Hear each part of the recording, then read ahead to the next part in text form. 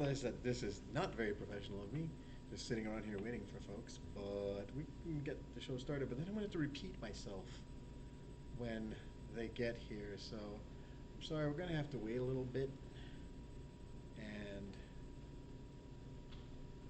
get the folks in here. I wish they'd be just a hair more on time, but that's okay. You know, it's not like they're paying money for this or anything like that. Hope you all can hear me well. I'm gonna try and adjust so I can see the chat room clearly.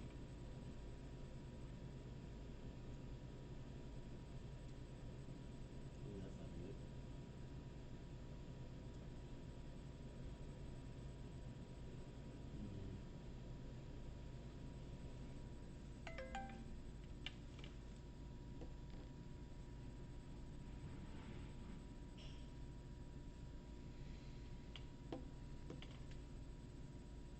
Oh dear, I lost someone.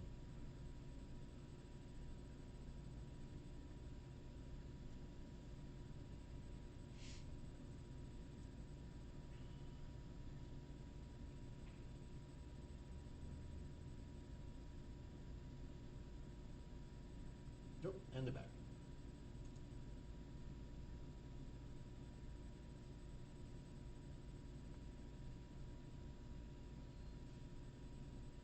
Why is the current audio bitrate so low? Oh, crud. Yeah, we're gonna do that again.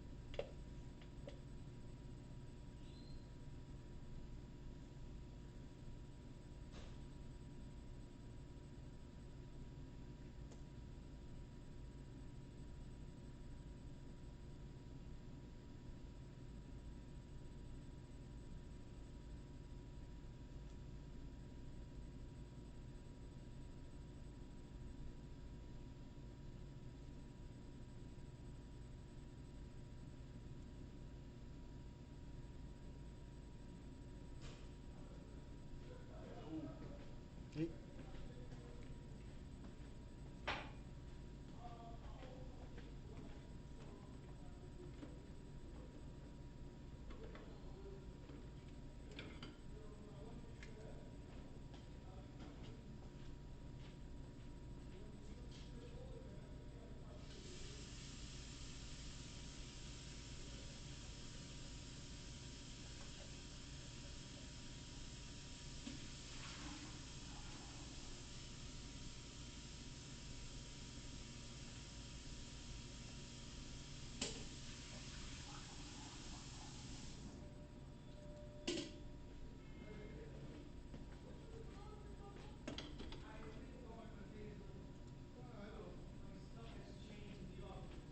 Oh, oh, oh.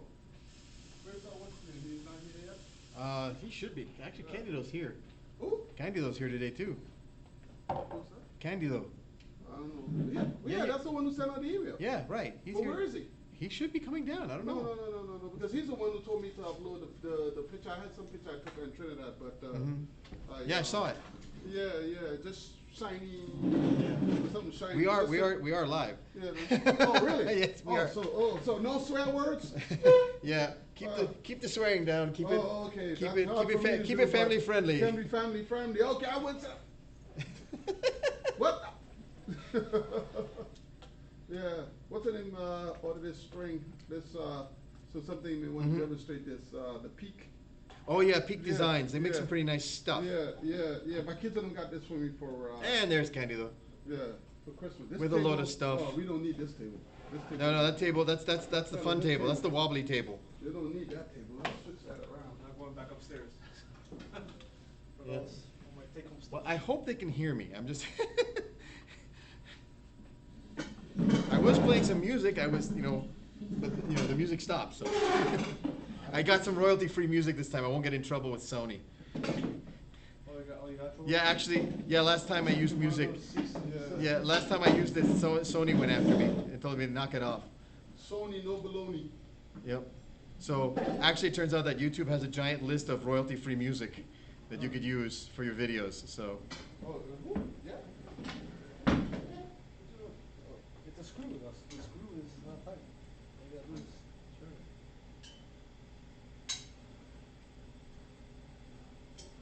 Yeah, No. you need a wrench. yeah, you need a wrench to get Oh, that yeah, fixed. The Okay. wrench is just gonna fall.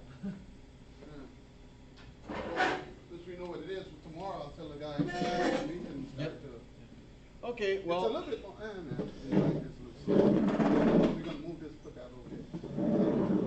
I don't want to put anything on there, especially my $3,000 camera. Which just looks like it's obsolete already. I only had it like a year. It's I only just said I obsolete. could keep it up with it. It's only obsolete if there's a feature that's missing. That you need. Exactly. Hey, Bob. Glad you made it. We're live. Uh, Anyway, we've got a couple folks listening. It probably is Miriam and Anna Sylvia listening in on. They're online. They're online, yeah. Some other folk. This is one of these things where I actually need like a third monitor because I need one for running for actually doing the show stuff, like the dashboard for the show. Right. Because when I put the slides on it, it takes up the whole screen. Okay. And I have no way of connecting a third monitor to this Okay. laptop. I mean, unless I get like a Thunderbolt one, Right. and that would be some rather large dollars. Yeah. But anyway, unless I can find a nice used one, but then it'd be something else I'd have to lug around. But anyway, so welcome guys to the April meeting. We are live. Actually, I've been live for about the last 45 minutes, but I've been playing a title card. So anyway, so we are April 17, starting our beginner class real quick for all our noobs that are either here or be watching the rebroadcast later on. We're going in on a camera basics number 3, where we're going to be talking about lenses. And don't say that you guys can't use a refresher on this stuff. Okay, so first, the obvious thing, lenses are the component of the camera that gathers light and focuses it on the imaging medium. Okay, now that the duh answer is corrected, they can be non-interchangeable, which are fixed lenses, or interchangeable lenses, but for the sake of argument, we're going to only talk about interchangeable lenses because having non-interchangeable lenses is no fun. So, lenses are described by 2 features. Doesn't matter what kind of camera they're going on, they're described by 2 features. Their focal length and their aperture, their maximum aperture. Okay? Now, the focal length is measured in millimeters. And it's a way to describe the field of view of the lens. Okay? So the field of view meaning how much does the lens gather in, how much scenery does the lens gather in at the same time? Based on the millimeters, there's 3 broad categories of lenses. You have wide angle lenses, which can be wide, super wide, ultra wide, fisheye. It can go crazy. And those are generally shorter than 40 millimeters. Shortest one I have seen to date that is approachable in price is an 8 millimeter fisheye. Now the thing when you take a fisheye image, it's not just wide, it's round. It's literally a circular image. Okay? And a lot of times they will, let's just put it this way. The field of view of a fisheye lens will catch the brim of your hat and your big feet in the photograph. Almost 180, not quite. It's like 179 Yeah. in some cases. and anybody who happens to be standing on either side of you will be in the shot. Needless to say, the distortion is real, okay? It is not something that you want to try and, unless you're just hanging them up there to show people how oddball it can look. But there are uses for them. People have put stuff up using fisheye lenses. Basically, like I said before, shorter than 40 millimeters is considered a wide-angle lens. The most typical of the longest of the wide-angle lens that is used typically is 35 millimeters. Okay. Now, a lot of people get confused about this because we refer to the film cameras as 35 millimeter cameras. Okay. Yes, it's unfortunate, but yeah, they chose the same unit of measurement for both things. When they say a 35 millimeter camera, they're talking about the actual size of the sensor or a frame of film. Okay? When they talk about the 35 millimeter lens, it's the focal length of the lens. But a 35 millimeter camera does not necessarily mean it has a 35 millimeter lens. You could have a 50, or you could have a 200, or you could have an 8, or that changes, but it's still going to be a 35 millimeter camera. Mostly because there are also larger than 35 millimeter cameras, which are called medium format, which traditionally are called 645 cameras because they are 60 millimeters by 45 millimeters, or 6 centimeters by 4.5 centimeters. And then you have large format cameras, which aren't measured in millimeters, but are measured in inches and start at 4 by 5 inches and can go up all the way to 16 by 20 inches. Think about that. That negative that is 16 by 20 inches. It's the size of the print. The negative is the size of the print. Okay? What would you use that for? I'm curious.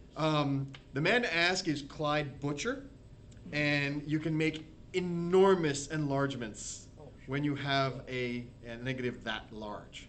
And you can make a 16 by 20 using a contact print, where back in the days when you were doing film photography, and okay, so you have these tiny little films, yay. But I want a picture that isn't a tiny little slide-sized image. So they used a gadget called an enlarger, which was basically a projector with a lens that you would use. It was a zoom lens, and you would focus it on a plate where you would put a sheet of photosensitive paper, and you would expose the paper to the light coming through the negative. Well, back before they had those, and you had 4 by 5s, 8 by 10s, and 16 by 20 large format cameras, what you would literally do is take the negative, sit it on top of the photosensitive paper, put a piece of matte glass on top of it, and then turn on the light, and then turn it off, and then process it. It's called a contact print. No focusing. It was pretty easy to do. A kid could do it as long as it was a nice, neat, organized kid, and one that was safe around dangerous chemicals. But anyway, getting back to the topic of lenses. I talked about wide lenses. What's considered normal range lenses. Typically, 50 millimeter is considered normal for a 35 millimeter camera. So when you said you're talking about the width, yeah, how much is the camera seeing at the same time? Right. When you're talking about normal, what they call a normal field of view, it mimics human vision. Right.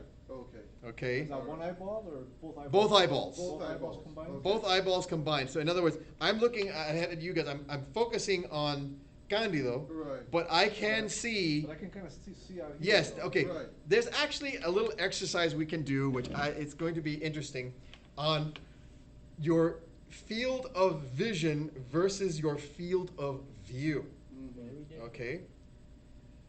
Now, the human eye actually can only focus on very tiny parts of the scene at any given point in time. So what you're actually doing when you look at a scene is you're actually scanning it. You're looking all over the place.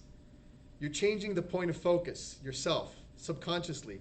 And your brain is pasting the whole thing together to give you a coherent image. Okay? Cameras aren't that smart. They don't have a brain behind them. even less in film cameras. Okay? So complex optics had to simulate that. But got a phone call.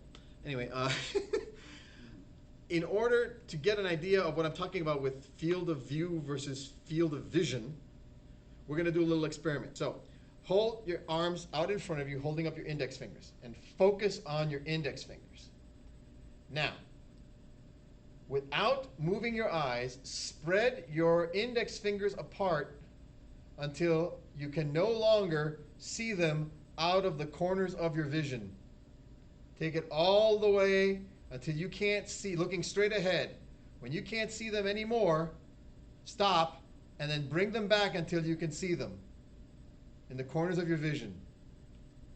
Okay? You can see them both at the same time. Okay, now, don't move your hands, look at your arms. Now, look how wide that is. That is your field of vision, including your peripheral vision. Well, in my case, I don't have any, but yeah, it's okay. Now, bring them back, keeping your focus in front of you until you can focus on both of your fingers. Stop when you can focus on both of your fingers. When you can literally focus on them without having to move your eyes. Without having to move your eyes. That's your field of view. It's pretty narrow. But the combination of field of vision and field of view gives us pretty much the normal aspect rate, the normal angle that we see things. So I'm looking at the three of you guys, and I can see you guys are all in focus because I'm scanning, but I'm putting it all together. But I'm not scanning all the way this way and all the way that way because I'm not a chameleon. Okay? So a 50 millimeter lens was engineered to mimic that angle. Okay? Now, if you have from 40 to 60 millimeters are considered normal lenses.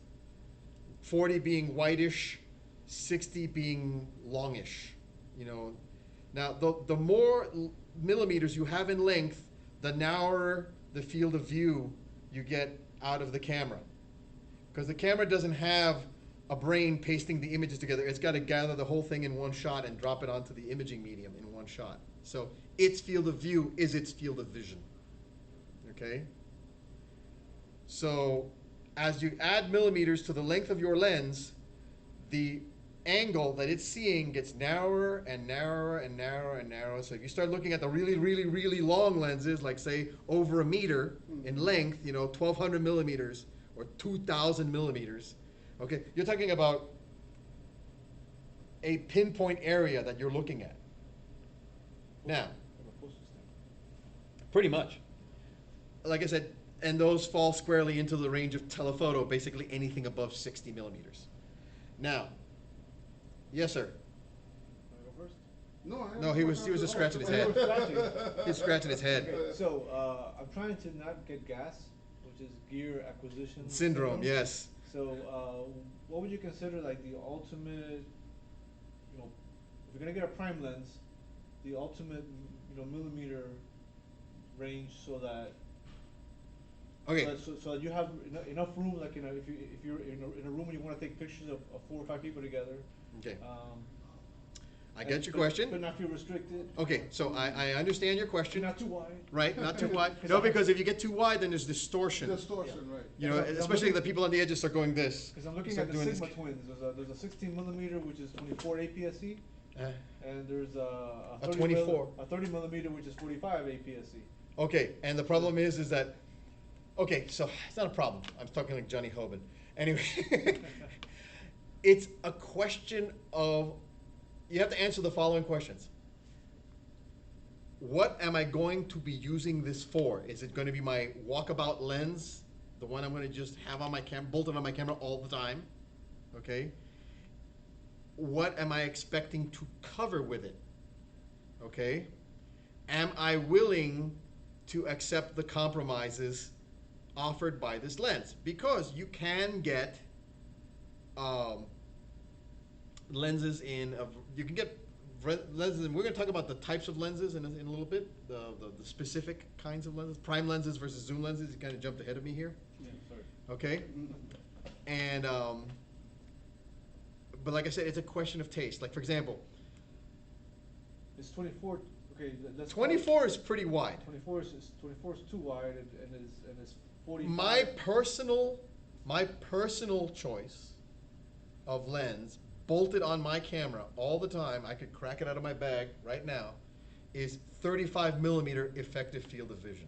In other words, on the case of my camera, it would be a 23 or a 24, which is an APS-C sensor. Right.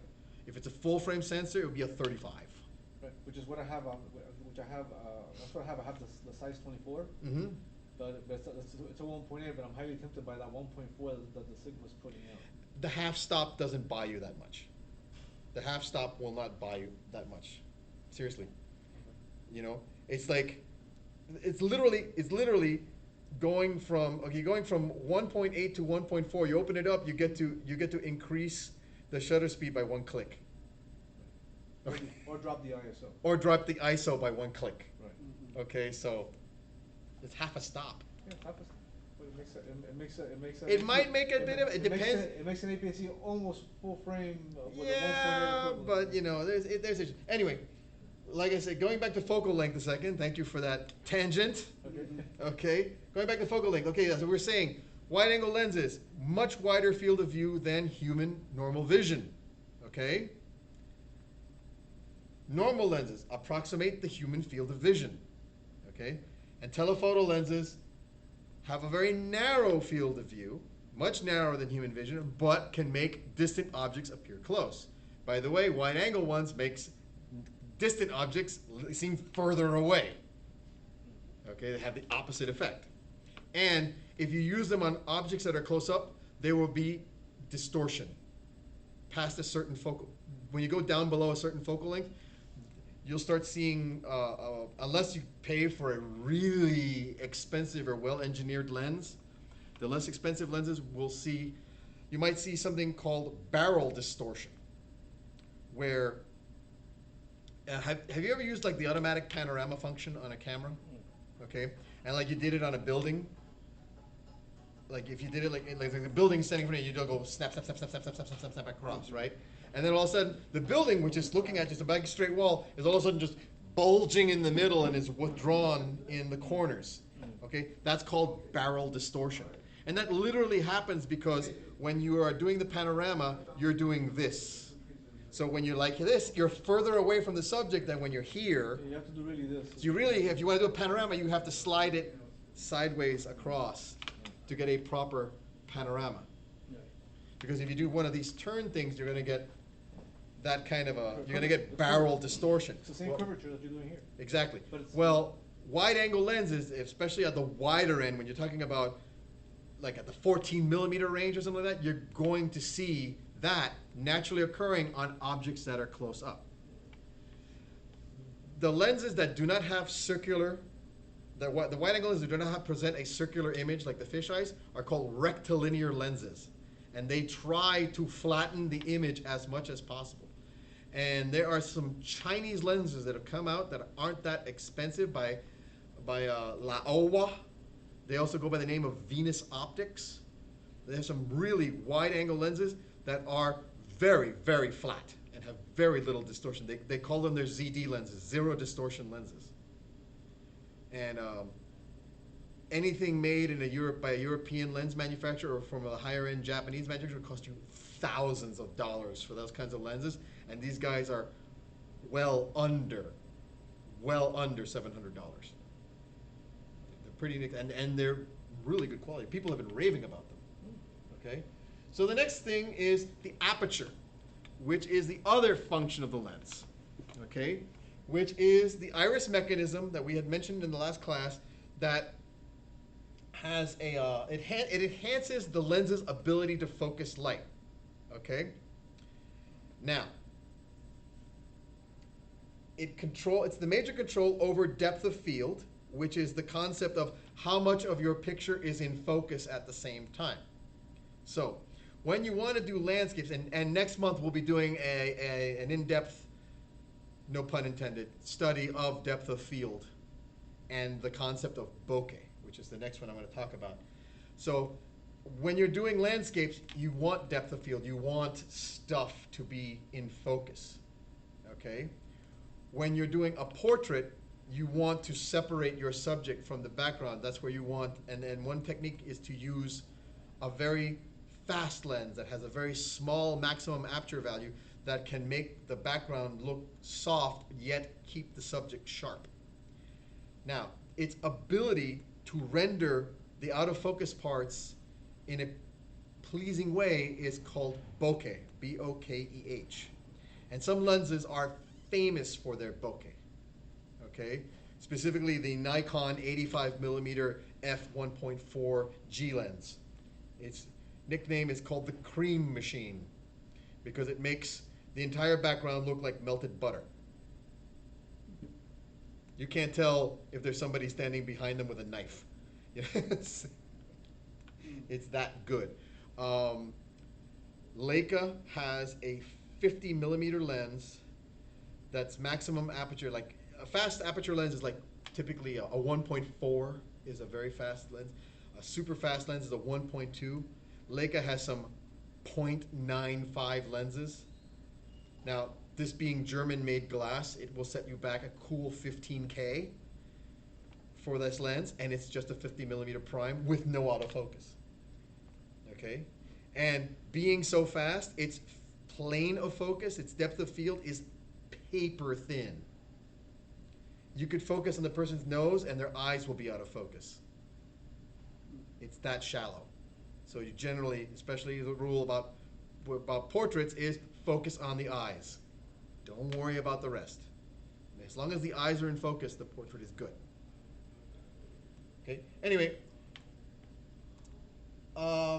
aperture is measured by a term called focal stops, which is short, and the short form of it is f-stops. And this is a weird number. It's calculated by taking the flange distance, which is the distance from the exit pupil of your lens to the film or image sensor, measured in millimeters, and divide that by the diameter of the last lens element in the exit pupil.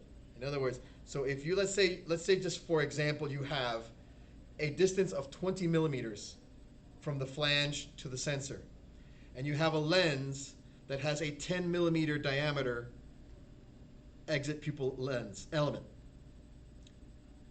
This is an f2 lens. Because if you divide 20 by 10, you get 2. Okay? If it was, let's say instead of being 10 millimeters wide, it was wider, you'd start getting something in the 1 point something range. Okay? If it was 20 millimeters wide and there's a 20mm flange distance, you have an f1 lens. And if it was, let's say, 21 millimeters wide over a flange distance of 20, it's f.9 something or other. Okay? Now, it's a relative term because f4 on a fast lens is not the same as f4 on a slow lens. Like a slower lens, let's say you have a lens that's got a maximum aperture of f4. Yes, sir? So is it easier to get a fast lens with a short flange distance or with a deeper flange? You have no control over that because flange distance is determined by the manufacturer. Right. Okay? And mirrorless cameras, as a rule, have much shorter flange distances than their mirrored counterparts. What's flange distance again? Flange distance is the distance from the back lens element all the way to the sensor. Oh, okay. Now, in the case of your camera, you have a DSLR, Mervyn. You have a mirror in the way. So that flange distance includes the mirror box. Okay. Now, my camera is mirrorless. I don't have a mirror box. My flange distance is much shorter. So my lens is a lens that would be, let's say like that example I gave you that I had a 20mm flange distance with a 10mm exit pupil. That's an f2 lens on your camera. Let's say that's your camera, the DSLR. Now we put it on a mirrorless camera that only has a 10mm flange distance. because there's no mirror box in the way. Now all of a sudden that same lens is f1 because the light doesn't have to travel as far. Because remember, in physics, there's this little nasty rule we have to fight against all the time called the inverse square law, which says for every meter that light travels from its source, it spreads the square of the distance. Okay, so if a beam of light travels 1 meter from a flashlight, at 1 meter it's going to be 1 meter by 1 meter. At 2 meters, it's going to be 4 meters. At 3 meters, it's going to be 9 meters. Same number of photons spread over 9 square meters. It's going to be 3 meters by 3 meters. Okay? So what does a speed booster do? What does a speed booster do? The speed booster is basically... You can't alter the flash distance, so how can Okay, because... Okay, so how many people here were mildly sociopathic as children and liked to use magnifying lenses on anthills? No, I didn't. No Thank comment. God, we have no sociopaths here. No comment. Okay, Oh, yeah, I did a lot of stuff like that. okay, so a speed booster adapter. Normally when you have a mirrorless camera and you are buying an adapter for a lens from another, let's say for example, okay, Merv, you've got a Nikon camera. Let's say you decide to get yourself a second camera and you want to try out the new Nikon Z6 or the Z7, which is the same sensor as your camera, but mirrorless. Okay? But, oh man, I just bought that camera, it's, $3,400 and I don't have money for a lens. Well, they got a promotion going on where they give you an adapter that'll let you take the lens you got on this one right now and put it on the mirrorless camera. Now remember, the mirrorless has a shorter flange distance. So mirror DSLR lenses, all they need is a little tube to give them the correct flange distance so they can focus on the sensor, and it'll work. In the case of the one that Nikon includes with the camera, it actually transmits all the electronic signals back to the body. So it knows what lens you have bolted on. It'll turn on the autofocus if you have a G-type lens that doesn't need a screw motor, okay? But That's what you were saying about when I put this DX lens, how the camera reads. remember, a DX sensor is smaller. Right, So a DX lens doesn't have to light up such a big circle. right, Your camera is FX, it's full frame, Right. but the lens is not lighting up the full frame. So your camera is basically cropping itself down to DX size in order to be able to catch what the lens is projecting. DX and FX lenses on the F mount have the same flange distance. It's just a question of how big a circle are they illuminating in the back. Okay? Now, in the case of switching from DSLR to mirrorless and using your DSLR lenses, the DSLR lens is expected to be Y millimeters from the imaging medium. But the mirrorless camera is only X. You're missing something. So basically, an adapter is, in its simplest form, a tube that has a lens mount on one side and a body mount on the other, and it is exactly the distance you need to put that lens where it wants to be able to focus on your imaging sensor in the mirrorless camera. Now, if you have an APS-C camera and you're using full frame 35 millimeter lenses, you're going to have the whole multiplication factor. So some smart apple figured out, hey, what if we put a lens element in the tube that will take the bigger image circle of a full frame lens and squish it down to the size of an APS-C sensor. In other words, the APS-C, because remember when you put an FX lens on a DX camera, you get a multiplication effect of 1.5. That's because you're not zooming in, you're actually doing this. You're actually cropping. So it's the opposite of a teleconverter? Yes, it is the opposite of a teleconverter. It's sort of a wider converter because it's making the lens wider as opposed to making it longer. So instead of tightening up the image circle, instead of enlarging the image circle to let you see further away, it's actually tightening up the image circle, letting the lens be its focal length. But this applies really to crop sensor mirrorless cameras. If you get a full frame, your lens is your lens. Right. Okay? But it also has the side effect, because it's concentrating more light, of improving the aperture value of your lens. So if you had a lens that was f2, it actually gets pulled down to like f1.4 automatically by using a turbo, a booster, a speed booster. It actually makes it faster. Because I've been frustrated by that, because I've noticed that, you know, for example, on a Sony E-mount, Yeah.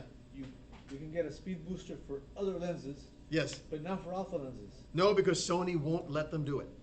Sony won't let them do it. That's Yes. the reason. 'Cause I was like, why is there none for Sony? You know? No. It's to get other lenses, but Sony won't let them do that. There's a patent issues. You have to wait until the patent expires and have another 4 years. 4 more years and then you can? Unless they renew it with something else. Right. Because that's always been a Anyway. contention. So last question before we leave f-stop. What is the difference between f-stop and t-stop? Because T-stop is what they use on cinema lenses. And the difference between f-stop and t-stop is that the f-stop is, remember I told you how the f-stop is calculated, but t-stops are actually calculated at the entry point of the lens. Now you're saying, yeah, so what? The fundamental difference is a t-stop number is the same on all lenses, regardless of how fast the lens actually is. If you have a T1.2 lens and a T1.4 lens and a T2 lens, we're getting slower, right? And you set them all to 2, they're letting in exactly the same amount of light. It's an absolute value as opposed to f-stop, which is a relative value. And this was invented by the cinema guys because they realized that the photography guys were smoking something when they came up with f-stops, because that was like out there. It didn't make any sense to them. could Could you get that real quick so that we don't have the extra vacuum cleaner noise coming up? so you're basically getting the actual drop in light that occurs through the lens as light travels through the lens? It tells, no, well, whatever, okay, when the value is absolute.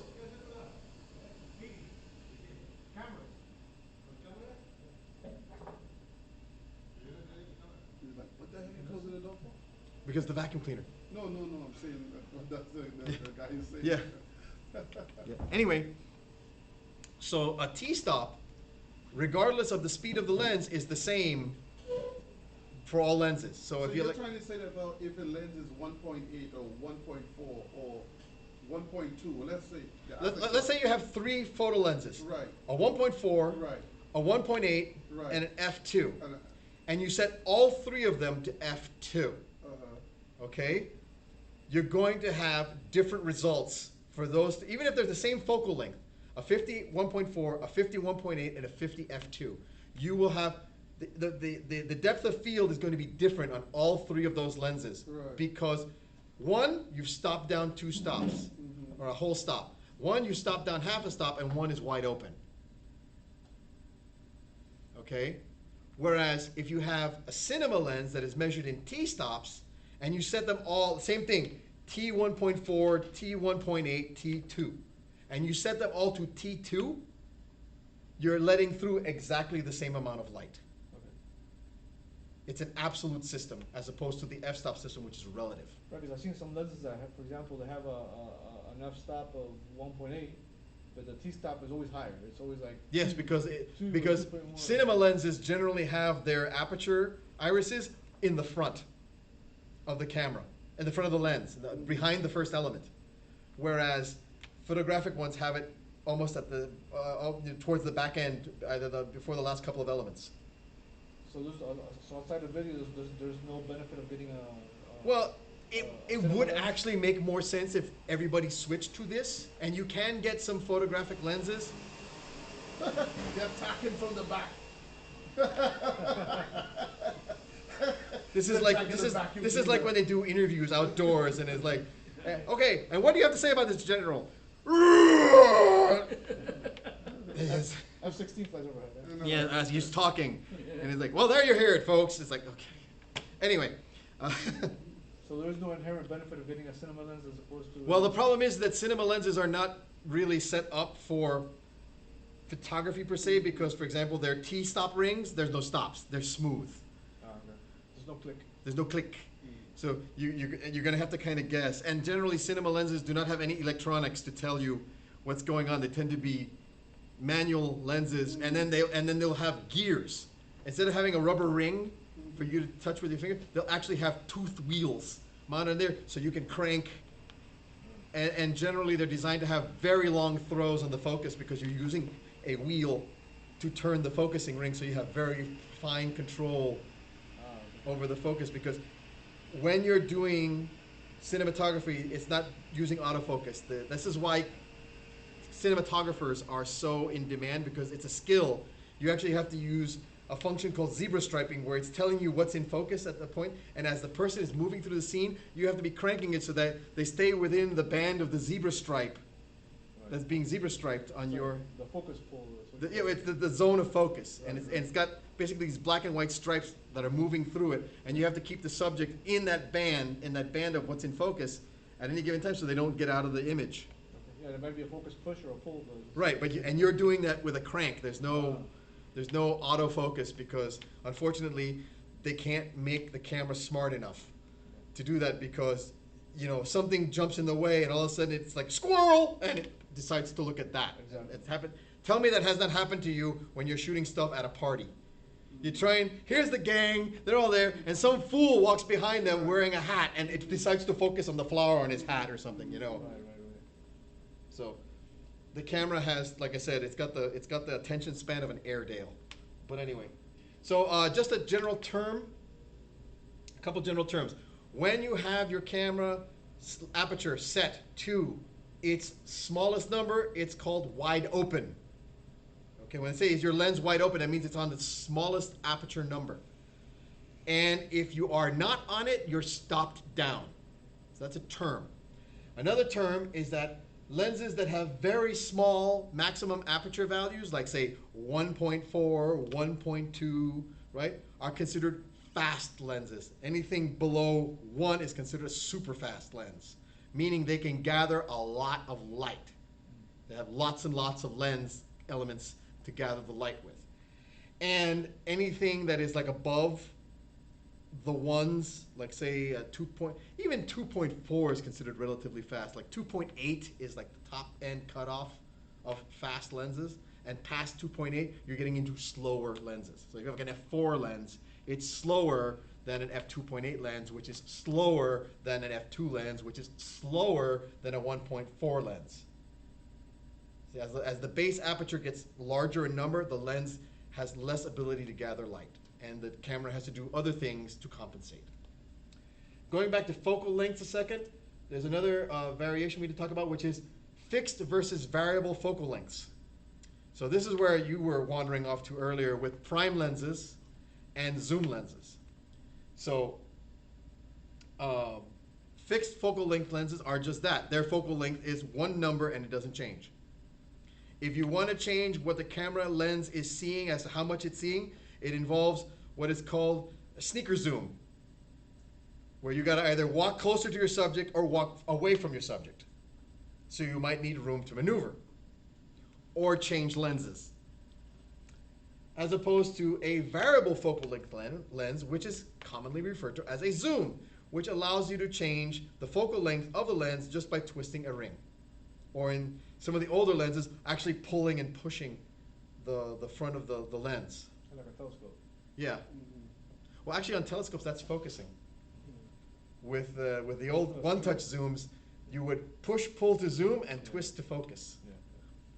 I used to have those. Those are awesome. And then I realized that, like, oh my God, what a pain in the butt. Because if I go to focus and then all of a sudden I move to the zoom. Whereas if you have a two-touch zoom where there's focus, or it's autofocus, you have one zoom ring and you have the focus ring, and you don't mess one up with the other. Okay? So, primes versus zooms. They have their advantages and disadvantages. Here's a short list. Basically, primes, smaller and lighter than zooms, as a rule. Unless you're buying, like a 2,000 millimeter telephoto lens. That's going to require its own stand. It's going to weigh a ton. Okay? If you ever look at an NFL game and you see those guys on the sidelines, did you ever notice that they are not holding their cameras up by hand? No, they got like They got monopods under the lenses. That's how heavy they are. Okay? Prime lenses are generally sharper and fast. You can get prime lenses much faster than zoom lenses. Where zoom lenses top out at about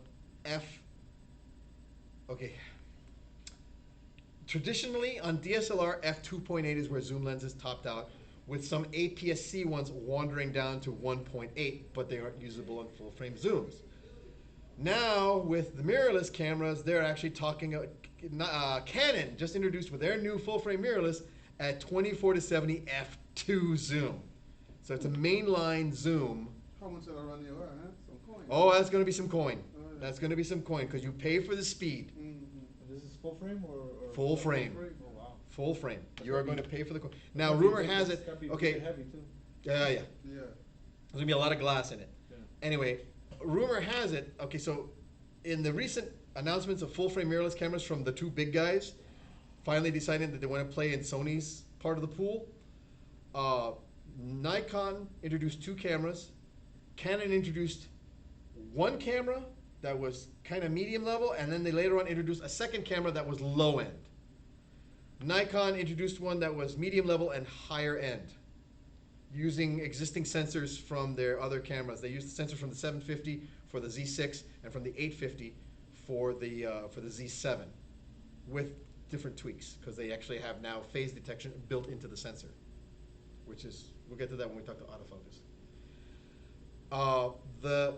The higher end Canon mirrorless full frame camera is only 33 megapixels. And everyone was like wondering, why did they do this?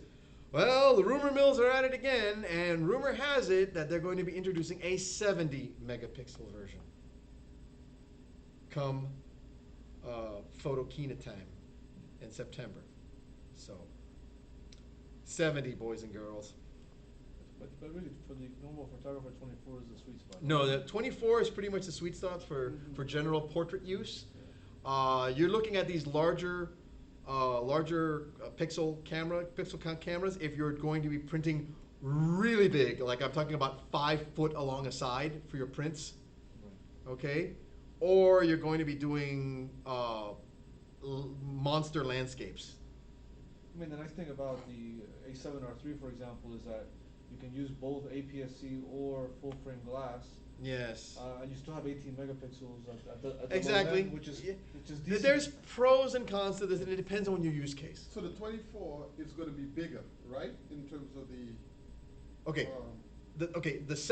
Talking in Nikon terms, you got the 750 and the 850. Right. They both have the same size, physical size sensor. They're 24 by 36 millimeters. Okay. But the 750 has 24 million pixels, and the 850 has 47 Right. or something like that. It's like Yeah, it's way yeah, up there. yeah, You yeah, got one. 47, yeah. It's So the- 47 the megapixels. pictures are smaller. The actual pixels themselves are about like Right. 40% So it's more smaller. defined, it's more It's defined. more defined. It's more Right. details. More details, right? The Yeah. smaller yeah. pixels gather less light too. Yeah. They yeah. do. They're smaller. It's smaller. Less Think of it light. this way: the buckets for catching photons. There's more buckets, but they're smaller buckets. Right, but the lens, because that's the sensor, right? That's the sensor. Right, but the lens itself, so what millimeter you would think that, like you were saying, that you wanted to walk around with? I would say on a full frame lens, Right. 35 mil. That's me. I love 35. That's a Right. great walkabout length. It's slightly wider than normal, Right, yeah. but not wide enough to cause distortion. And you can always crop. Right, You can always crop them. but then if you see a bird up in a tree high, you can't, I mean. No, but this is a question of, again, it's a personal taste. Right. You can walk around with a zoom. You can choose to have a zoom lens as a walk around lens. If you choose, like I said, if you want to go with primes, you have to accept the fact that I'm not going to be able to catch the little birdies in the trees unless I carry a second prime with me that I can switch out to. Right. But then it's like, okay, well then there's A, I have to take the lens off. B, Right. switch it, put it back. Right. Will that bird still be there by the time Right. I'm done? And then there's a question of, is the wind blowing? Is there dust in the air? Am I Dust, gonna right, get yeah. crap inside my camera? Camera, right. Right? Yeah. The zoom lens in this case is a more versatile choice, and that's one of the pros of zoom lenses. They are versatile. You don't have to take the zoom lens off to change its focal length, Right. depending on what kind of zoom lens you have. Right. Now, I am never a fan of what they call a super zoom. A super zoom is one that goes like from 24 to 200 or 300, okay? Because it's a compromise. You're giving something up. Well, what am I giving up? Distortion. Image quality. Image quality. You might have distortion at the long ends, at the long and short ends, and the middle being okay. Right. And it's Right. never going to have the level of glass that your more dedicated and more expensive zooms will have. I myself, my two cameras, I have an Olympus and I have my Fuji X Pro 2. My Fuji X Pro 2, I exclusively shoot primes. I've got 35 millimeter equivalent, 50 millimeter equivalent, 75 millimeter equivalent. My three lenses, carry them with me all the time, but they're really small. I could put a zoom lens on there. I could put an 18 to 55 zoom, but it's not as fast and it's not as sharp. Right, so low light, your low light photography will not be as good because you'll have more noise in the image. More Is your- You're gonna have to use higher ISO or ISO slower max. shutter speeds or Right. compensate the fact that Right. the lens can't gather enough light. Right. I chose to use that because I carry the whole thing inside this bag. Right. Camera, three lenses, flash, small bag. Whereas my Olympus, which has a battery grip because I do use it on my professional photo shoots, so I have an extra battery to do stuff, so it's got a bigger size body. I have the zoom trifecta. I have the 7 to 14 f2.8. I have the 24 to 80 f2.8, and I have actually an 80 to 300 f2.8. Those are equivalent focal lengths because remember, Olympus is micro four thirds, which has a crop factor of ×2. So if I take if you say let's say we use the 85. Right, like an 85 prime. 85 prime. Right, because you talk very highly about that, right? Yes. And by the way, the But- 85 1.8 is no slouch either. Okay, so let's say we have 10 people I want to take a picture of. You're gonna have to stand pretty far back. I'm gonna have to stand pretty far back. That's what I said about sneaker zoom. Okay. In a small- Right. in a Yeah, small because room, I you can't noticed do that because it's like sometimes if you're in a small room, you don't have the space. Exactly. And then you have all these people Yeah, that are bunching up. that bunching up because I've seen that happen here. You know Yes. what I mean? They wanted me to take pictures here one time. Yeah. And I could not get everybody, so we had to go outside. Mm-hmm. Because you could not get everybody. Yep. Right?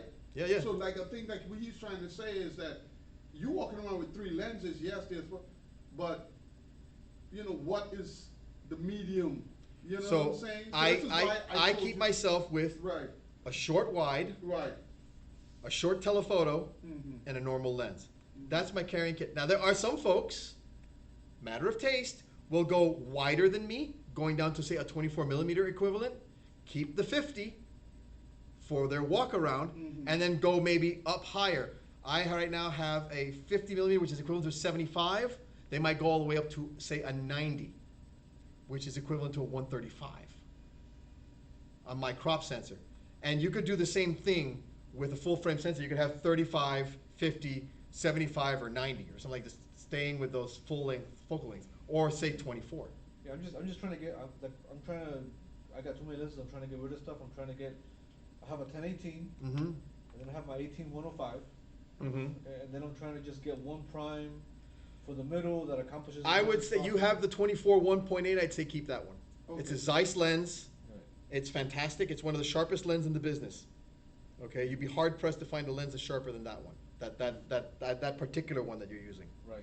No, what I like about that one is that I can focus so close to. Exactly, it's got the very close focus Right. too. Yeah. Now, in your case, Right, but I'm gonna show you a perfect example. Sometimes I have the carnival models, right? I have to shoot. Yes. Right? Okay? You want it to look sharp, mm-hmm. right?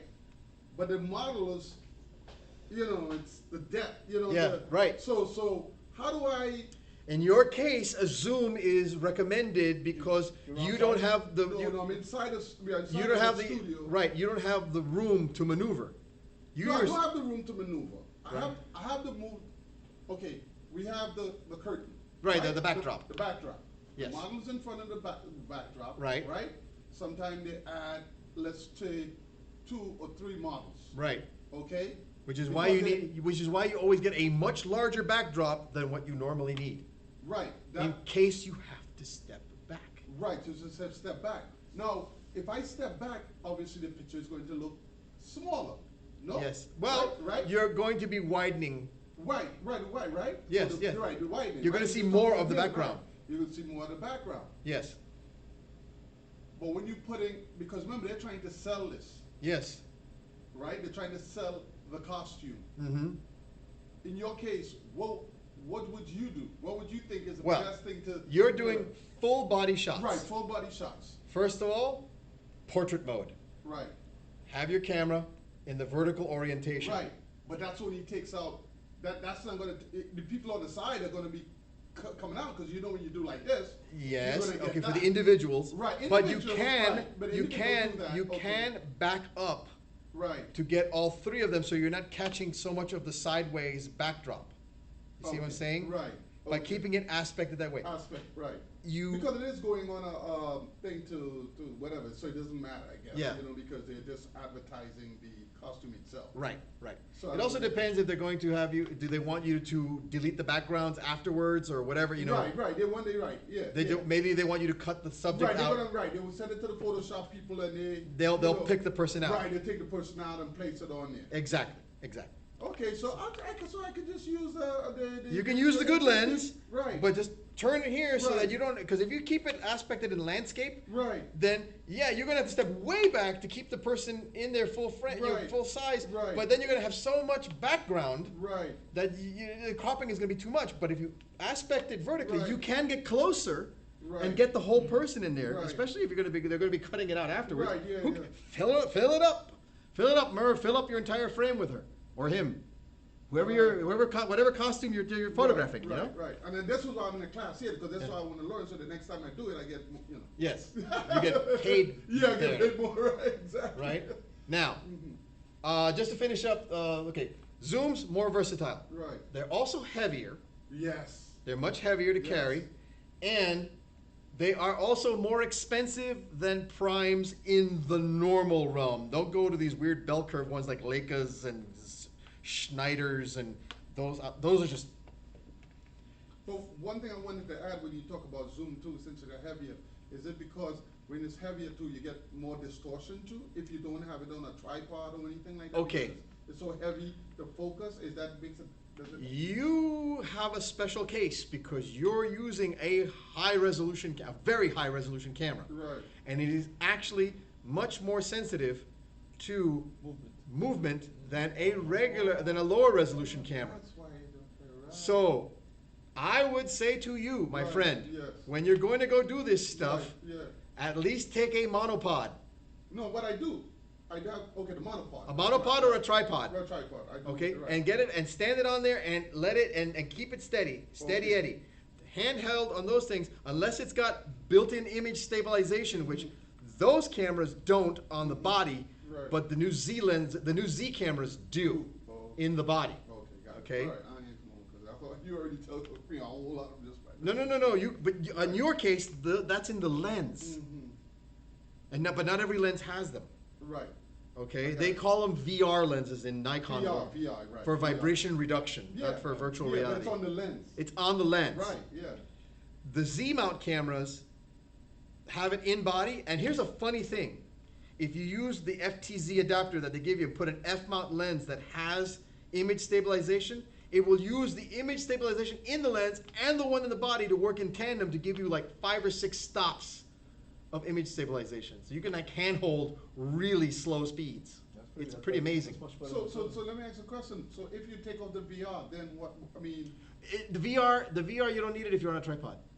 okay, right. I remember you talked about it one time. Or if you're shooting at really fast shutter speeds. too, Right. to stop Yeah, faster. high shutter speed will counter that. Count to that, okay. Now, another thing you can do, especially if you're doing studio work, Mm-hmm. is instead of using, investing in some higher end studio strobes, and I'm talking about the top end stuff, Right, some right. higher end studio strobes that have something called hypersync. Okay, so let me explain. We're jumping a few classes ahead, but this is something, we're kind of, Right. we're wandering into advanced class territory now. Yeah, no, because that's what we're here, right? Yes, because you're my advanced guys. Right, because, like he has his questions, I have my questions. Right. So, okay, so let me explain.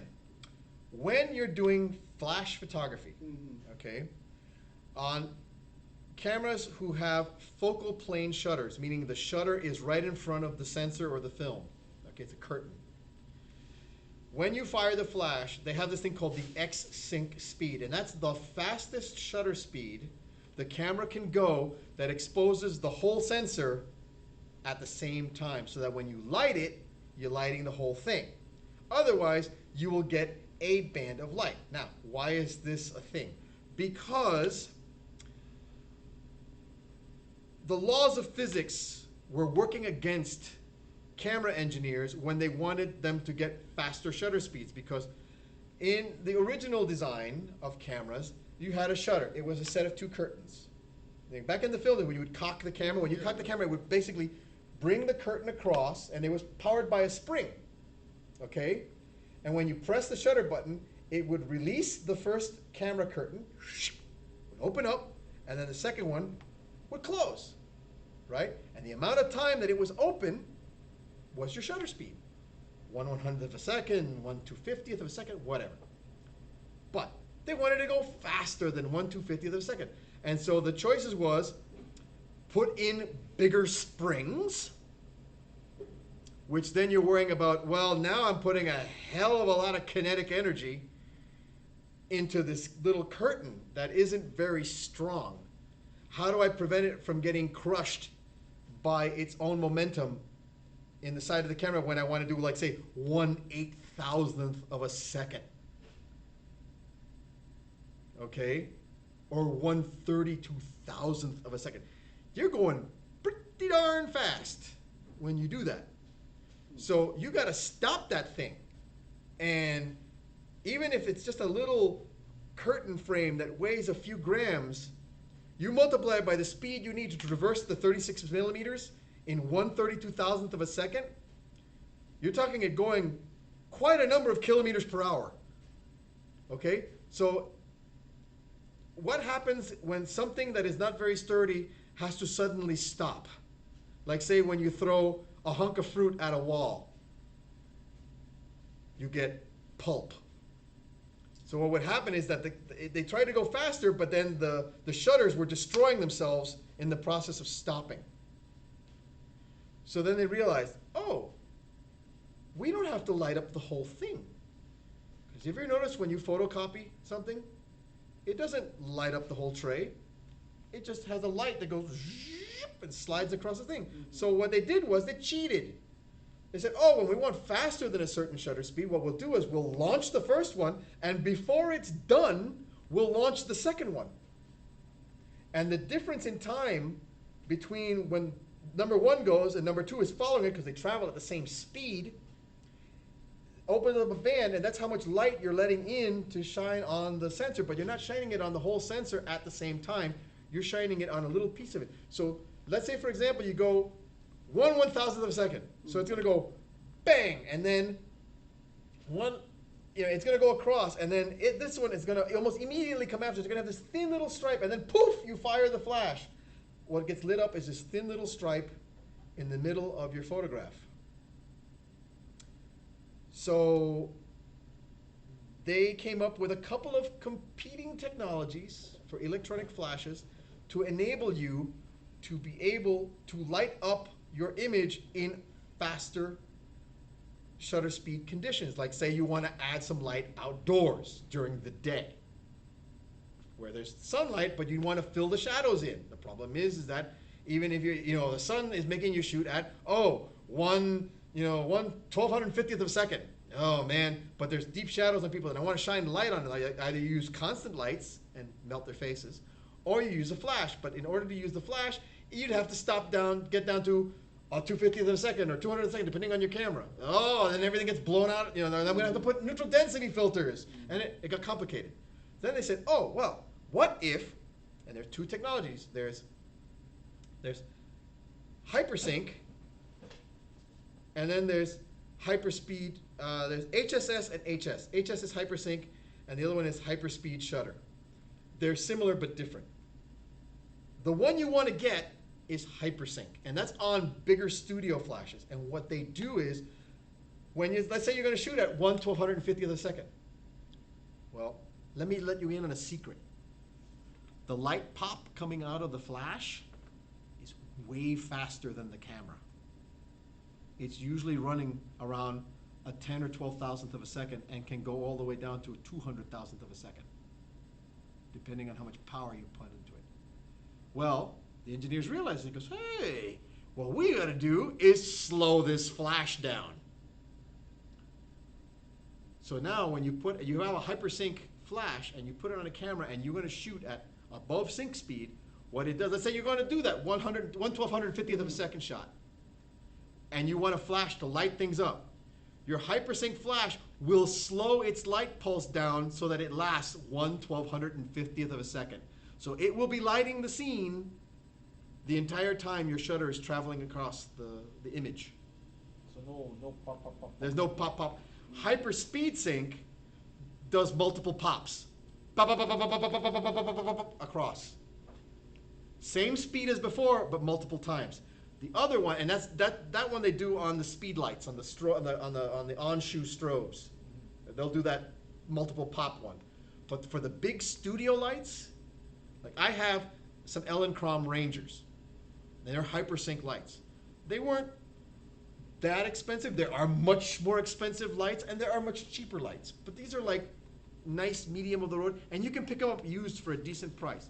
You get the Skyport radio trigger, and it will let you do hypersync with with whatever model camera supported. In other words, I have the Olympus one.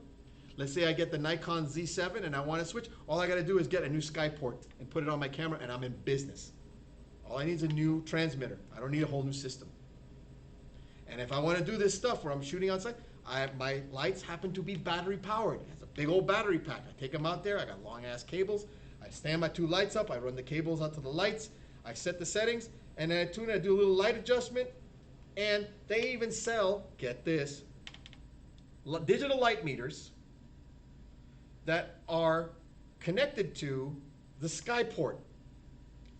So you take it, you point it at your subject, you stand in front of the subject, and you press the button on the thing, and it will pop the flashes for you, figure out what kind of light you need to light this correctly, and then adjust the power setting on the flash for you, so that when you go to take the picture, you tell it, I'm using this shutter speed and I'm using this aperture. It will take a pop with that information, and then it says, oh, okay, you need this to be set to this, and it will set the flash for you. Then you come back, get your camera, and go kablooey, and fire it, and it will be properly exposed. I have those lights. I can bring them in one meeting so we can play with them a little bit. Those are the little long lights, little long looking lights, right? Mine, well, these are battery powered ones, so they're called monolights. Right. The ones that are all together that have like you plug a cord into them, or they have a battery pack in them. Right. Those are called monolights. They're independent of each other. Right. Mine are not monolights. Mine are actually driven off of a battery pack, and I have to run cables, but the heads are really small. The head is tiny. It's like this big. Okay, like about that long. And then I have an adapter that lets me fit it into a beauty dish that's like 108 inches across. Right. Okay, turning it into a giant light. But let me ask a question. It makes it like when I see people doing those meters with the, is that just saving you time, or is that? Yes, it's saving you time and having to take. It's saving you time. You've got to adjust the ISO, adjust this. It tells you what you need to use. It calculates it for you. Okay, all right, it calculates it for you, right? Yes, and in the cases of certain ones that are deeply tied into certain camera systems, we'll set the camera for you. But do you really need it all the time? Do you really need it? You don't, but if you have to move through a ton of people in short order, it speeds the process up. Oh, got it. Okay. Okay? You know, like, for example, if you got a bunch, like say you're doing weddings or like a wedding show or Right, something like yeah, that, and you're yeah, taking yeah. like you're doing a wedding fashion show. Right, yeah. Everything is going to be freaking white. Right. Okay, then you only need to do it once because the dresses are they're going to be the same. You're producing the lights, no change. But in your case, you've got different skin tones. You've got Right. multiple colors. Colors, yeah. You've got sometimes they're wearing lots of things. Sometimes Right. they're wearing not so much. Right, yeah. You know, and it's going to be a different situation each time. So you go over there and hey, real quick, click, boop, okay, here we go, and we're ready to run. Boom, let's go, fire, and forget, and you're ready to go. So what I did with all that other stuff that I had before, I got put it on eBay? Or sell it to some of the other members. Because I just bought these lights from Newer. They have the bright lights. It's about 4x6. And Tell me they're which like- model they are, and we can figure out what you need to do to make it work. Right, because I could. The thing about it is that I could keep it to do certain things like audio, video stuff or what have Yeah, you. yeah, yeah.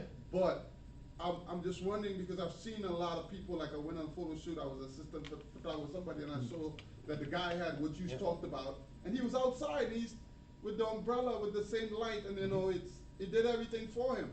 Yeah. You know what I mean? And so that's what you're. Yeah. All right. Okay. So we're gonna do a little more talking about raw All right. images, but we're going straight into some more dark table. Were you here last month? Yeah. Okay, I couldn't so- believe. I was just telling him I couldn't believe it was a month already that flew by. Yeah, it just flew by, right? Wow. Okay, so let me just switch. We're almost halfway through 2019 too. Yeah, tell me about it. Okay, so here we go. Let me switch to dark table. So Carlos, real quick, while you're doing that, Yeah. if you can multitask, Mhm. what's your take? Because like on that Zeiss 24 that I said that I have, I was able to get these old. I guess it's like one is like a wide angle lens that you can screw on it with an adapter thread, and one is like a narrow one. And I've tested them, and they're pretty darn good. I mean, If it's good enough for you, Yeah. does the job. Okay. I personally don't like that kind of stuff. But that's just me. Yeah, because you're putting another piece of glass in front of Exactly. the That's glass. just me. Right. Okay. I'm a kind of a purist in that way. Okay. But that's just me. Totally personal. If it meets your needs and you're satisfied with the quality it produces, rock on. Right. That's all I have to say. I know what works for me and what I like for what I do. Your mileage may vary. That's all I can say.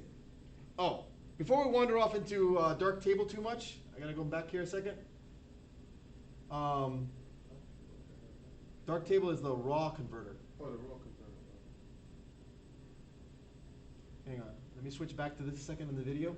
Yeah, I mean, what I'm using Okay. for it is like in a pinch if I need a wider shot. Okay, It gets- so it I'm gets- gonna give you guys your challenge now.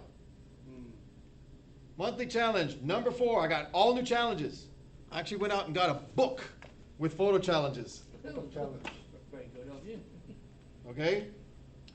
And this one, number 4, is Sign of the Times. Create a series of 3 images, either color or black and white, but not both, where signs are the star. Got to make the sign interesting. Not just run out and take a picture of the first sign you see. It's got to make it an interesting photo. 3 images, okay. Right. Yeah, because I always ask for you to put 3 images in. Don't believe me. This guy wants you to do it in a week, and this guy wants you to do it in a week and to do it in 6 images. No, right. So he wants real dedication out of you. I'm being nice. I'm giving you a month and only asking for 3. Okay? By the way, that was from my trip to Japan. And that was a sign that they had in the old town of Kyoto, in the old part of town. And basically what it's saying is, Don't touch women? no, don't touch the Makos, the junior geishas. Okay. Okay?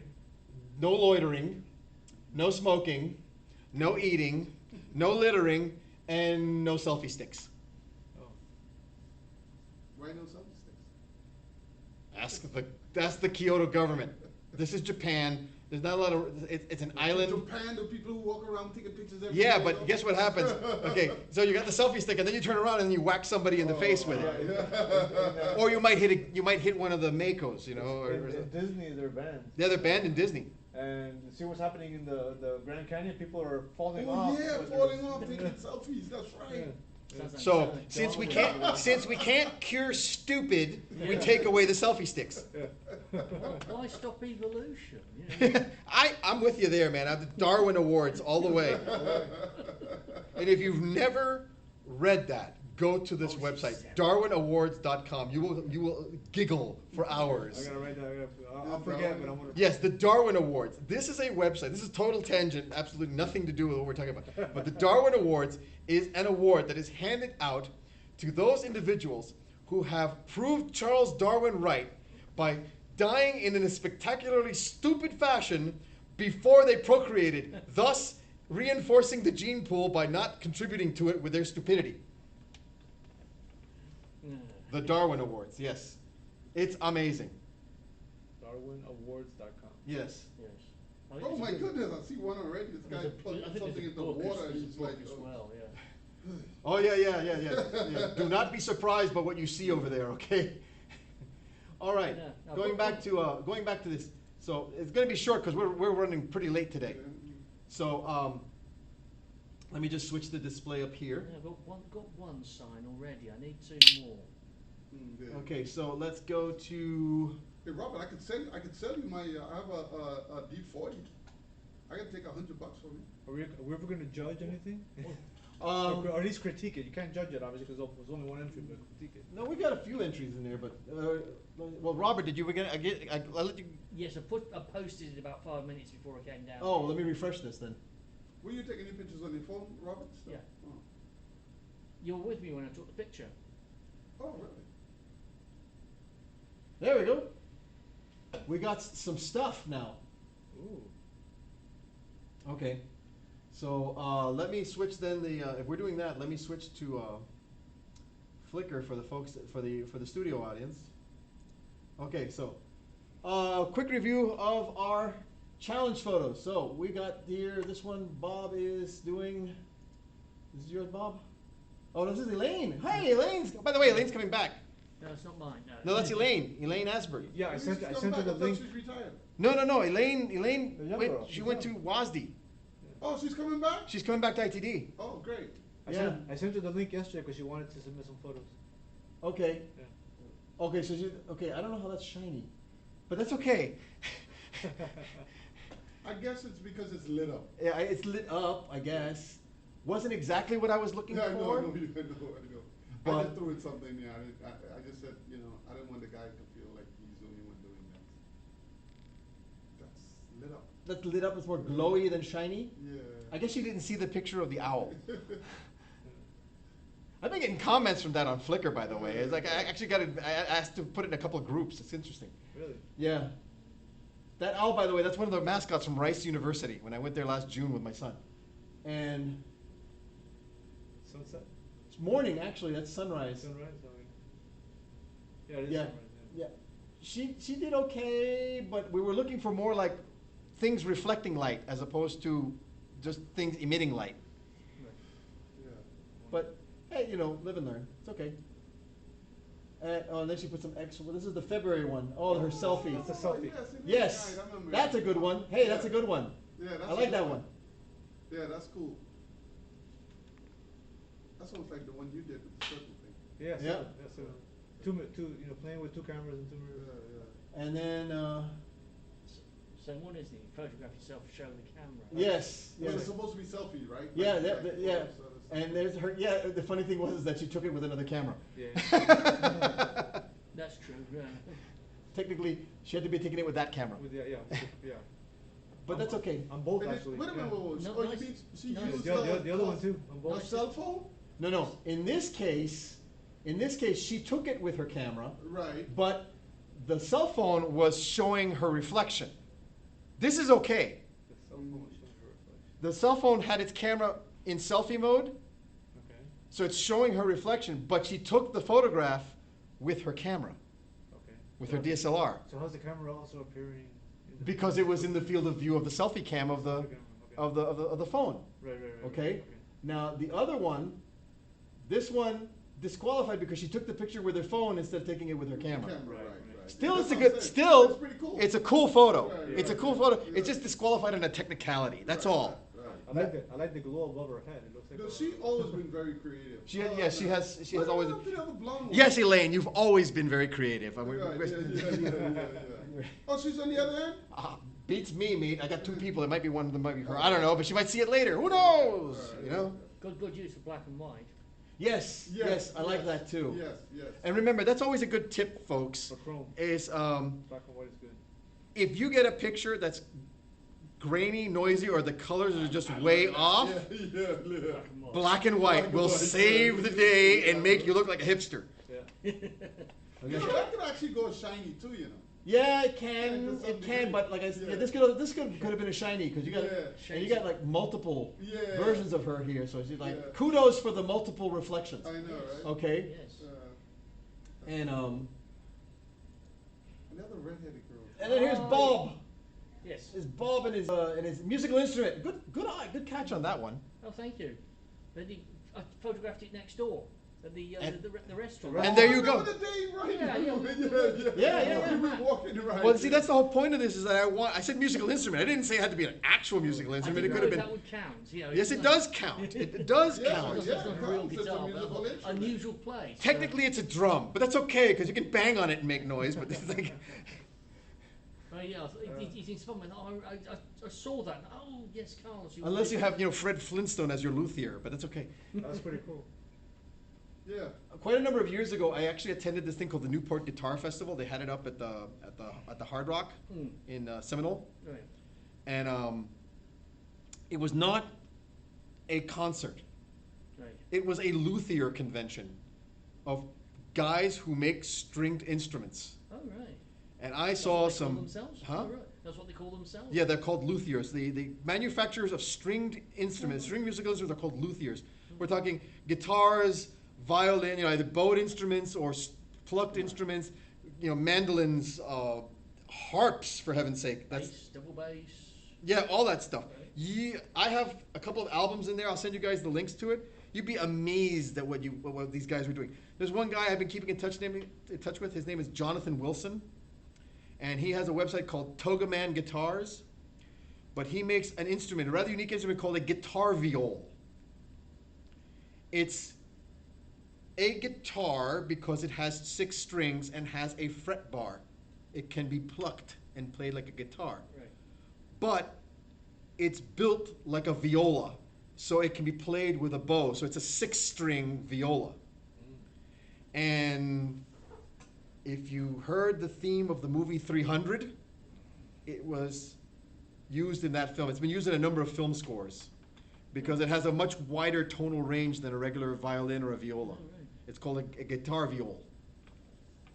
I gotta watch 300 again now. Yeah. Or just go to Toga Man Guitars. He's got a ton of sample videos of people playing his instruments.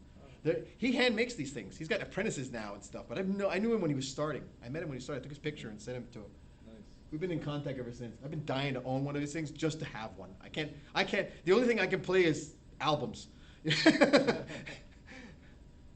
And ever since I have this injury on my hand, Oh, I have a restricted movement on this pinky, so I'm right-handed, so I can't. I would be using this on the fret bar, Right. and I don't have a lot of strength in this pinky. I have a gunshot wound here. I was unloading a weapon, it went off. Ooh, so it's self-inflicted. Self-inflicted. yeah.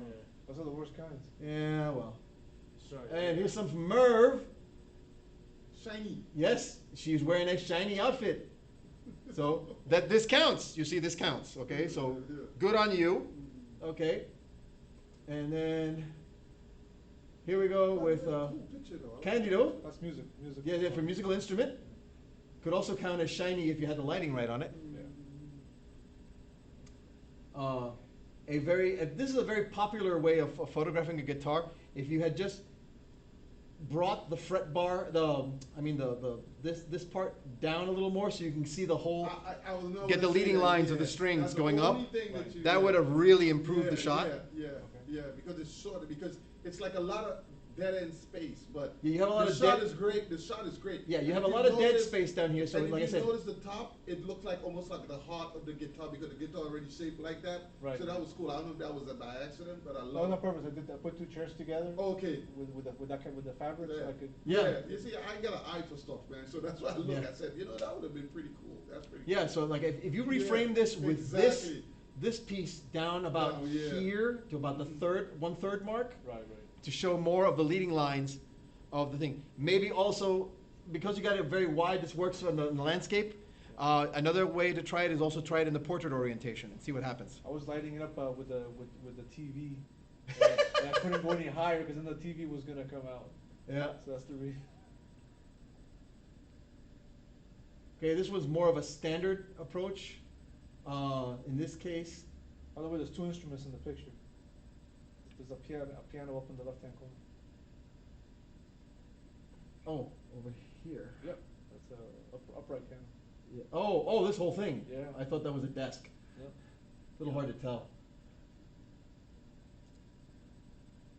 See, like, in this one, it's a little more interesting. And this one actually would count as a shiny, let me tell you. Yeah. This one counts as the shiny. Yeah. That's the better of the two, I'd say. Yeah. Yeah. Like Yeah. between this one and its counterpart. Yeah. For shine, yeah, definitely. No, but this one and its counterpart, this is better. This has got a Yeah. better composition. Oh, composition. Compositionally, this one's better. It's more Yeah. interesting than the other one. Yeah. Like I said, the other one, if you pulled it down, Mhm. so that the screws were at the 1/3 mark, Okay. and had the leading lines going up, that would have made it much more interesting. But this one is a much better shot than the other one. So And you're opening up the aperture on these, right? Yeah, that's all Big one- time, that's right? all 1.8, Okay. yeah. And you're Yeah. shooting an aperture mode, most likely. No, I shoot manual. No, you shoot manual. Oh, okay. okay, I heard most and this professional- is going over your limit on 3, but that's okay. Yeah. That's just, you're being extra. That's okay. Yeah, I heard most professional photographers they shoot in amateur. I mean Aperture mode. Aperture mode. Yeah, most of the times when you're Yeah. dealing with changing conditions, you Yeah. want to shoot in aperture mode because that way you at least can control the depth of field. Oh, okay. Okay, and you know your camera and you know when the shutter speeds are going to get too low for you to handle, or practice your breathing control, or learn to turn to stone. Anyway, so here's your shiny. That's shiny, yeah. And it's got I'm at a bad angle to see it at.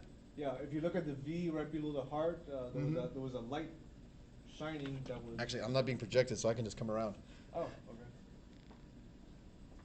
As long as I can keep my mouse in play, I'm good. Actually, no. Throw two things in here. You kind of have to make it bigger if you want to expand it, but you can see the shine right on the. Yeah, well, here's what I would say on this one. It would have been a little better, I think, if you had made it black and white. Okay. Because Yeah. the colors are distracting me from the shine. See what I'm Right. saying? Okay. So if you had made it black and white, and try it, do a black and white version and upload it so we can compare the two, Okay. okay? For next class. Sure. And you'll see it's gonna look a lot better. And then play a little bit with, depending if you're gonna use dark table to do it, you can play with also the color filter being applied to the black and white, so you get a different tone. Okay. Again, that one's a good shiny. Again, probably better in black and white. Yes. Cool. Yeah, we were this one from last week, Yeah. last month. Last month. And you had Yeah, I never took this off. I have to figure out where to delete it. or just remove it from the pool. From the pool. Okay. Just remove it from the pool. Just go when you go into the image itself. Okay. Just click on the image. Well, not click on the image. But when you go to the image, you see it'll say, "Oh, this is in this pool." Okay. Just you come over here and hit the X. Cool. That's how you get rid of it. Okay. Okay. I'm trying to do this on Windows. See, this one's nice, but I guess you were going for were we going for this one, a shiny? Shiny, yeah, the screw head. Yeah, the screw head. But you really have to zoom in because. Yeah, you have to. You know, if that's the case, you should have just cropped it like this to begin with, Right. because you want to bring focus on what your subject. It's lost in all this stuff, Yeah. and the cherry tomatoes here, or whatever those are. Actually, this is the bottom of a gorilla pod. Oh yeah. Is it add the group or add the? And then here you are being extra with your selfie. Yeah. Yeah, that was pretty cool. That's the one I was talking about. Almost like what's that? When you add here, you add it to here on the Huh? How do you add it? I'm doing this right here on. You on say the add to phone. groups. Yeah, okay. Click on add to groups, and if it would detect my finger, Yeah, Should've that's gotten right. the dust off of the mirror, that would've been I don't know why it's not Yes. liking me. I'll be honest. Okay, okay, you have to add the album. Okay, cameras cancel are so that. damn Cancel good that. at picking up dust. You're gonna say add to groups. Mhm. Here it But I want comes, both. and photo club. Okay, Done. okay, but I have the two of them. Well, go get the other one. Oh, Now click on the other one. okay, click. Hang on. Wait, it's just saying, done, Mhm. and then click on this one, Mhm. and then do the same thing, add to groups, Mhm. and ITD Photo Club. And then. Yeah, I did it on the phone, today, but I didn't never do it on the phone. There you go. It'd be much easier to do it on the phone because my camera uploads to my phone. Yeah, so Okay. I'm gonna have to say that this one so Right. far, okay, this, Elaine's multiple selfie is, I think I got inspired by you. But, Yeah, I should've gotten the dust off the mirror. Yeah, I know That's what one you're thing saying. that's distracting, yeah, that's a that's what little I'm saying. distracting. Yeah, that's a little distracting, that's the only so thing. I'm gonna have to hand Elaine Mhm. the prize for the selfie of the one in the car Yeah. with the phone, because that was a very clever use of her phone. The one where she had the multiple copies of herself and the different bits of glass didn't quite cut it because, you know, technically she was using they're both her cameras, but, you know, it's like, it was supposed to be the one it wasn't, okay. I'll grant her that she really thought out of the box in that second one, the one with the glass spheres. Right. That was really out of the box. And I'm gonna have to hand it to her on that one for creativity. But still, the one I like the car one better myself personally. That's just me, but then, you know, I run the class. It's good to be the king. You're the boss. Yeah. It's good to be the king. The king. Okay, we are way over our time limit. Oh, go back folks. and see if the other one's loaded up. Oh, yeah, I never yeah. can tell. Let me see go if back it to the came up. group. Yeah, let me see if it thing. I just threw that in there just now. I went and took that at lunchtime, so I wasn't really going for anything. I just wanted to see how it looks on this. Oh, here it comes. It's like Still- boom. No, that's not me. That's That's not you. shiny. Oh, Put that in Elaine. it. That's Elaine again. That's Elaine. She Elaine, just put that. Elaine is being prolific. I know, she just threw that in there when you went. Good shot though, that thing is bright. That is shiny. Yeah, yours hasn't synced up yet. Oh, okay. That's Hang okay. on, let's see. It's difficult to do. I've tried that. It's difficult to do the buildings at night because it all turns out, you know, black and you can't see anything much, or the lights just flood everything out. You know. It's So the trick here is that you have to change the exposure metering setting on your camera. right. Normally, by default, your cameras are trying to evaluate the whole scene. Right. Right. The problem when it's trying to evaluate the whole scene, this is all black. Right. It's all Right. blackness, and it covers over half the scene. So you've got this being, brightly lit, and this Mm. being super dark. Do you use So- a flash? No, Okay. this is a long exposure. Long exposure. Ah. Okay. This is a long exposure. Right. That's a good shot. You can tell by the water, it's so smooth. You see how the water looks very smooth? That's Yeah. long exposure. Right. We're not, she hasn't shown all the EXIF information to non-friends. She's not friends with me. But that's okay. Oh, but that's something she put as a reflection. That could That's be for another- reflections, Right, that's yeah. another It's a great class picture. because it's more shiny than. Well, no, it's got It's reflections. not- You definitely got the reflections. Right, right. But what is supposed to be shiny, right? Yeah. Is that? Well, no, she did it for reflections. She said it's for the, well, no. Oh, okay. She called it reflection, it's for the shiny. It's for the shiny. It's for shiny. Yeah, she got plenty of shiny. But Yeah. anyway, what I was saying was, you gotta set the camera to either center weighted or spot metering. Okay. In which case, it's only going to meter this area here in the middle, Right. as opposed to the whole scene. So it's gonna balance for the lights and make the sky really dark. Okay, okay. That's And, good to know. these shots, by the way, are best done on clear evenings. Right. Because the light ball coming off the city is so bright that if there's any overhead clouds, they will get lit up and they will show up in the image. Okay. That's good to know. Okay? Also, good idea, if you don't want to use high ISO, to pop it on the tripod for these kinds of shots. Man, I remember I tried to do that. I went by the back of a rusty Pelican. I think it's one of those back there. Yeah, yeah, yeah. And I would have tried to take that. Man, I took so many shots. And my girlfriend got so pissed at me because. Well, here's a magic trick. Mhm. Here's a magic trick. Mm-hmm.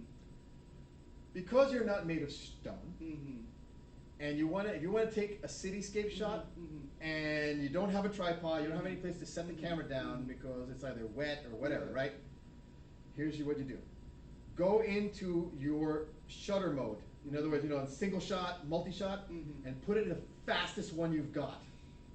Okay. Then stand there, Mhm. brace yourself as best you can, and fire a long burst. Okay. Ba, ba, ba, ba, ba, ba, ba, ba, ba, ba, ba, ba, ba, ba, ba.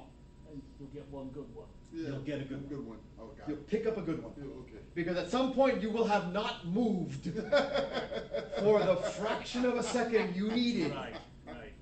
And I did that when I was doing fireworks at Disney World, and I did not have a tripod with me. Right. So I just put it up there, went, brrrr, and then I managed to find some fantastic clean shots. Got Where it. it nailed it, Mhm. okay? Because I didn't just go one and look, oh. Right, right. Brrrr. That technique, my friend, is called spray and pray. Okay. That's, Now, if you're on the back of a Jeep and you're doing this, it's not gonna help you. well, if you, on the ground, yeah, right. You have to brace yourself as best you can. Either sit down, if you can sit down, plant your elbows on your knees, Mm-hmm. Right. or if you're standing up, the technique is to bring your elbows in and put them up against your chest. Remember, this monitor is not color calibrated. No, I'm not looking at color. I'm trying to see, how sharp it is. That's all. Yeah. I'm Okay. gonna be- Let's find out. I don't think it's that sharp. It's not that big of an image. Yeah. It's not as sharp as I think she could have gotten it. Well, that's the problem when you're doing these longer exposures, is any tiny movement translates to a slight blur. Yeah. Okay. Yeah, I'm really into sharpness now. Man. These guys who coming out out of Trinidad, man, they are Yeah. flicking. Okay, well, it's past 7 o'clock. Hey, let me see if my one came up. Let me see. Let me the see your we one got came done. up. Okay, Yeah, cool. let's see if it. I just want to see. I ain't care about that. I just want to see if it. Don't worry about it. All right, so the next class will. Are you on the Wi-Fi, Merv? You're in this room, and if you're not on Wi-Fi, forget it. It's not gonna get out. Oh, okay. Well, I'll take a look at it afterwards Yeah, when you yeah, get yeah, home. yeah, yeah. No It'll problem. happen in the background when you get home. All right. Okay. No Okay? problem. All right. Okay. Anyway, Yeah. all right. Well, thank you, you, everybody. man. This is great class. man. We will be having Good class. Next class is going to be, what day is that? Is that going to be May 22nd? I think Good, I'll be in town. that'll be my birthday, Oh, many happy returns. and the day my son is graduating from high school. Oh, We can- wow. we can move forward a week or back a week, whatever. you Well, think. let me take a look. We'll post the updated dates in case I have to change it due to graduation things. Anyway. Yeah, no problem. I'm a Thank you, secretary. fellas. I'm a I secretary. can't- I'll send out the I emails. won't be Yeah. around pre- Oh, okay. Yeah, he's officially the club secretary now. I won't be Okay, around the cool, previous week. cool. I'll be back on the 21st. Okay. So, Yeah. If Oh, it- so you are going on the trip? Nice. yeah. Anyway, Okay, I left my mouse. Yeah, Oh. going to Vancouver. Oh, for last week. what's the Dude, difference? man, Because I went like oh on my the God, XO Mark you're to look at the just sitting Sigma there. lenses. Sorry? I Uh-huh. don't wanna What's the really give it difference to you between because I 13 paid for it. megapixels of Sure, but I sharpness gotta and I 16 gotta V40. megapixels of I'll bring it in and have you take a Um, look at Okay, it. right. At least how it can it's- handle it's, the No. it's, brightness, how it can handle the it's the